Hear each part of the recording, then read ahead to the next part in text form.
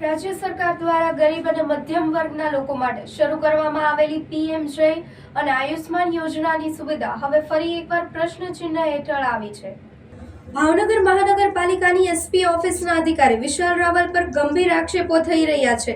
ફરિયાદીનો આક્ષેપ છે કે ઇમરજન્સી સ્થિતિમાં તરત જ કાર્ડ ચાલુ કરવાની તથા ઓપરેશન માટે અપ્રુવલ આપવાની સત્તા હોવા છતાં અધિકારી તેનો ઉપયોગ નથી કરતા। છેલ્લા 8 મહિનાથી ગરીબ અને સામાન્ય જનતા માટે તેમણે કોઈ કામગીરી કરી નથી। ભ્રષ્ટાચારના પ્રૂફ સાથે ટૂંક સમયમાં ફરિયાદ નોંધવાની તૈયારી જાહેર કરવામાં આવી છે। ભાવનગરની બિમ્સ હોસ્પિટલમાં ફરિયાદીના સગાને છેલ્લા 3 દિવસથી એડમિટ કરવામાં આવ્યા છે, છતાં વારંવાર એસપી ઓફિસના ચક્કર ખાવા છતાં ઓપરેશન માટે જરૂરી એપ્રુવલ આપવામાં આવતું નથી। ઉપરાંત ફરિયાદીના પરિવારને ધક્કા મારવામાં આવ્યા હોવાનો આક્ષેપ પણ કરવામાં આવ્યો છે।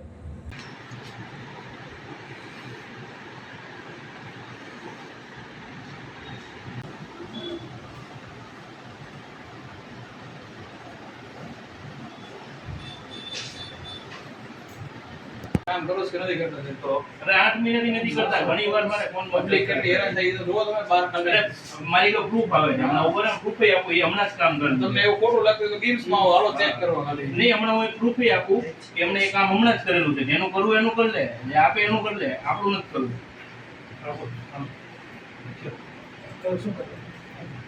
નહીં, તમારું તો લોગિન થઈ ગયું જો તેમ નહીં, તમે હમણાં શું કહેતા મારી પાસે આઈડી હવે નો નથી કરી શકું।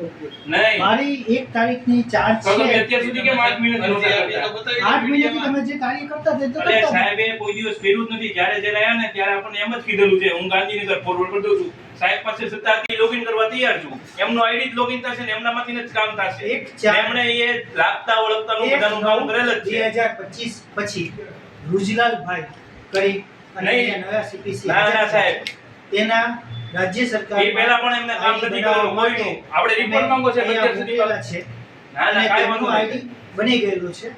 એમના ખોટી વાત આઈડી છે। હાલમાં જેટલી રાજ્ય સરકારમાં કાર્ડ બંધ કરવાની અને કાર્ડ જોવાની સાવ અને ખોટી વાત પરિસ્થિતિ છે। કરવાની છે, એ અત્યારે અમે કામગીરી કરી રહ્યા છે। અને ખોટી વાત છે, જેટલા પણ સાહેબ। રાજ્ય સરકારમાં કીધું છે કે જેટલા પેશન્ટ હોસ્પિટલમાં દાખલ હોય, તો હોસ્પિટલમાં જે પેશન્ટ દાખલ હોય એની માટે અમે રાજ્ય સરકારમાં એનો ફોટોગ્રાફ્સ, એના રેશન કાર્ડનો નંબર, જે તે વ્યક્તિનું કાર્ડ પેન્ડિંગનું લાભાર્થીનો એવું કાંઈ કરવાની જરૂર જ નથી આધાર પડતી। કાર્ડ અને એ બધું અમે અત્યારે મોકલી અને રાજ્ય સરકારમાં એપ્રુવલ કરી એ માટે એવું આપી કાંઈ દીધું। છે જ નહીં। છેલ્લા 3 દિવસથી બેનિફિશિયરી નામની જે પોર્ટલ ઉપર નવા આયુષ્યમાન કાર્ડ આપવા માટેની જે લિંક છે એ રાજ્ય સરકાર તરફથી બંધ છે।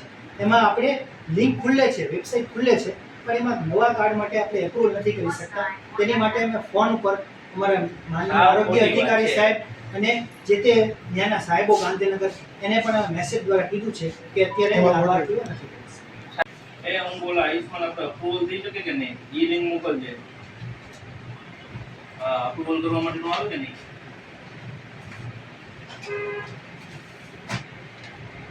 હા, અપ્રુવલ કરવા માટે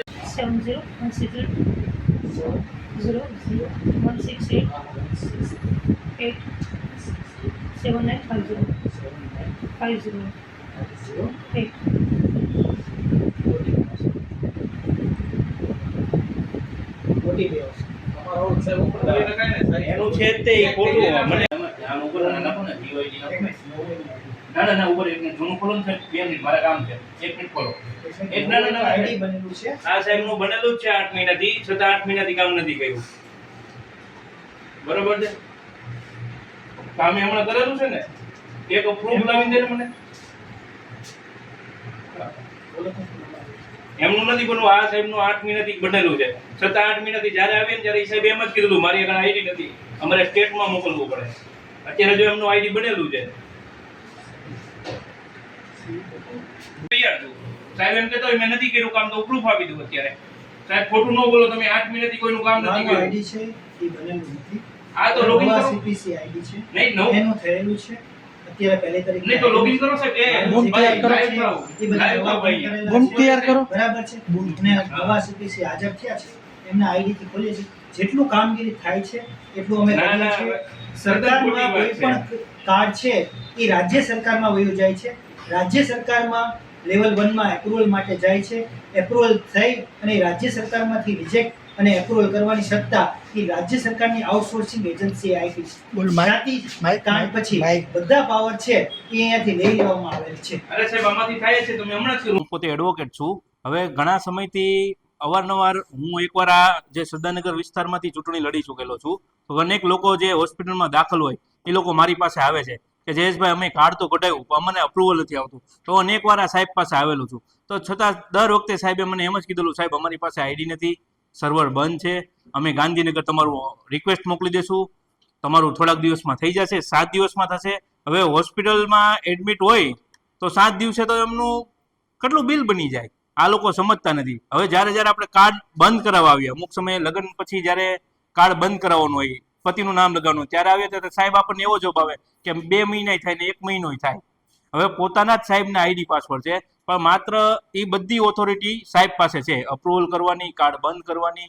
પણ છતાં આટલા દિવસ 8 મહિનાથી આ જે વિશાલભાઈ રાવલ છે એમણે પોતાના જ પર્સનલ યુઝ માટે જે એમના લાગતા ઓળખતા અને જે એમના રિલેટિવ હોય એમના જ કાર્ડ અપ્રુવલ કર્યા છે. અને જો વિશાલભાઈ એમ કહેતા હોય મેં નિષ્ઠાપૂર્વક કામગીરી કરી છે તો એ વિશાલભાઈ એમનું લિસ્ટ આપે કેટલી એપ્રુવલ, કેટલી અરજી થઈ છે ને કેટલા તમે અપ્રુવલ કર્યા. માત્ર ને માત્ર એમના લાગતા ઓળખતા મળતિયા ને જે લેતી દેતી વાળા છે એમના જ કાર્ડ અપ્રુવલ કર્યા છે. બાકી કોઈના કામગીરી નિષ્ઠાપૂર્વક સેજેય કરી જ નથી. હું અહીંયા ભાવનગર સરદારનગરમાં જ રહું છું. મારા રિલેટિવ બીમ્સ હોસ્પિટલમાં એડમિટ છે. એના કાર્ડ આયુષ્યમાન કાર્ડ માટે અમે 3 દિવસથી પ્રોસેસ કરીએ છીએ. 3 દિવસથી ઉપરથી સર્વર ડાઉન છે એવા મેસેજ મળે છે, કાર્ડ નીકળતું નથી. પેશન્ટ એટલું હેરાન થાય છે કાર્ડ માટે. અને અહીંયા સાહેબ પાસે જવાબ લેવા આવીએ તો સાહેબ એમ કહે છે કે મારું આઈડી પાસવર્ડ મારી આગળ છે નહીં.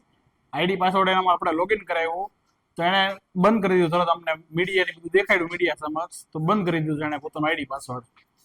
અન્ય કોઈ પ્રોસેસ કરી દીધી એમના રિલેટિવ એવું જાણવા મળ્યું છે કે એમના રિલેટિવ ની બધા હતા એમને કાર્ડ તાત્કાલિક એમણે કાઢી દીધેલા છે. આમ પબ્લિક માટે કાર્ડની વ્યવસ્થા છે ને ઉપરથી બંધ છે, એવું છે.